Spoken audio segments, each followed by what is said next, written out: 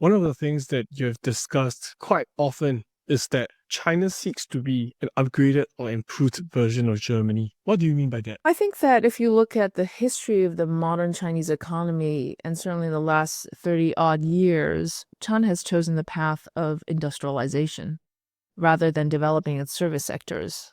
And China is the absolute dominant manufacturing power in in the world, hands down.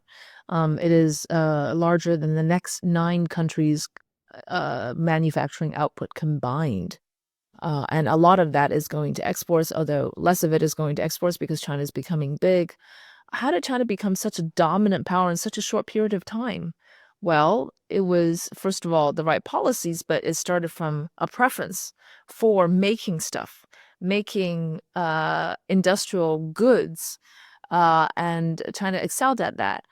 And even today, currently, as the world is moving a little bit away from just manufacturing output and industrialization, China still believes that making real things, right, real products, is more, let's say, real than the knowledge and financially driven, property driven economy like the US.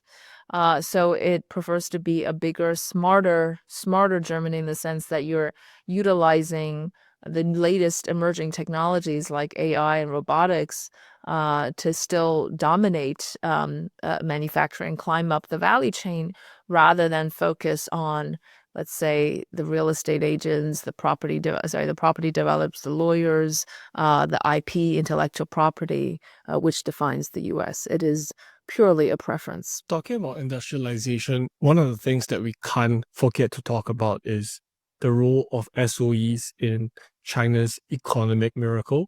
So I think if you look at how the traditional economists view SOEs, they would, label them as inefficient, and that the best way to approach them is to probably get rid of them altogether.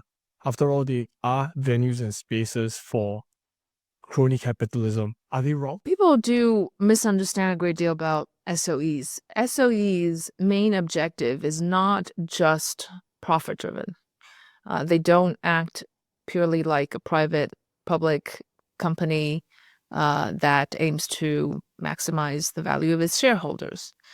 Instead, they bear a lot of social and economic national responsibilities. And so one can't purely judge them based on economic and financial efficiency. If Beijing wants to, build an Olympic park, who does that? SOEs bear the brunt of the burden.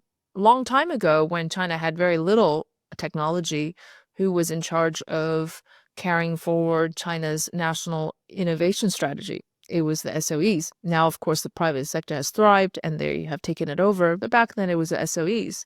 When the financial crisis hits 2008, 2009, who bears the burden of resuscitating the economy, saving the stock market? SOEs.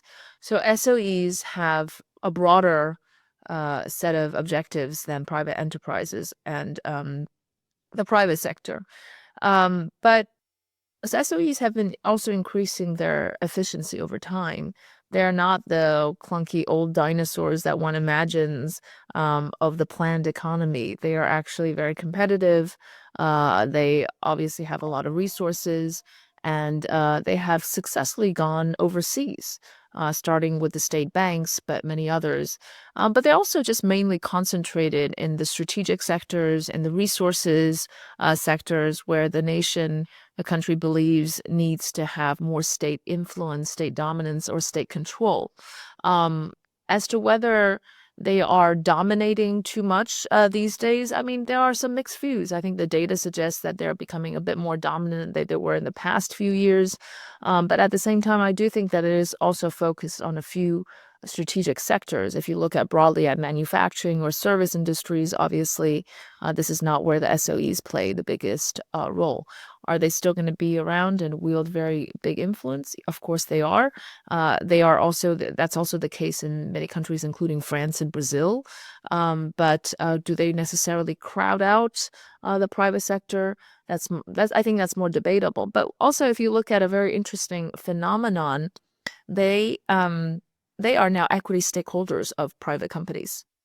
So in this business network, which connects all the universe of Chinese firms, they are often a shareholder of some of the most productive best private companies. And in some cases, they do offer some help, assistance. So it's good to be connected to a central or local SOE. It's more complex situation than we imagine, not one suppressing the other, but but being all part of the same network. And if you're in the same network, then you can actually benefit from having a state SOEs as an equity stakeholder. I see. But at the same time, I think in China, especially in the 90s, SOEs were highly inefficient, and many of them actually did slow down the economy. I remember in your book, you wrote about Premier Zhu Rongji. Under his time of leadership, he had this idea and concept called grasping the big and letting go of the small.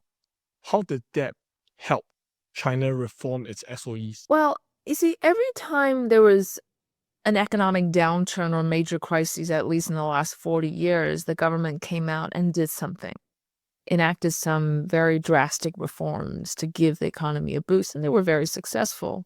And in the late 90s, the SOEs were doing very badly, and that was impinging on the state banks with a lot of non-performing loans. And the Chinese government decided to undertake SOE reforms also as to pave the path for the accession of China to the WTO, which needed a lot of SOE reforms and more market-driven disciplines. And their strategy was to consolidate some of the SOEs that was worth saving or that pursued particular objectives, and to let go of some of the smaller ones and the loss-making ones. And once these reforms were undertaken, you really had radically a fewer number of SOEs run in a more efficient manner, some even having more monopolies in certain areas, although that not necessarily is not a good thing, but it also raised profitability. You saw that the productivity gap between the SOEs and the private sector started to close because the productivity levels of the SOEs were rising very quickly. So I'd say that that was a very, very successful reform, and just the sheer drastic reduction of the sheer number of SOEs and their influence meant that more resources could be released to the private sector, and that also kind of initiated a wave of greater competition and drive for the private sector.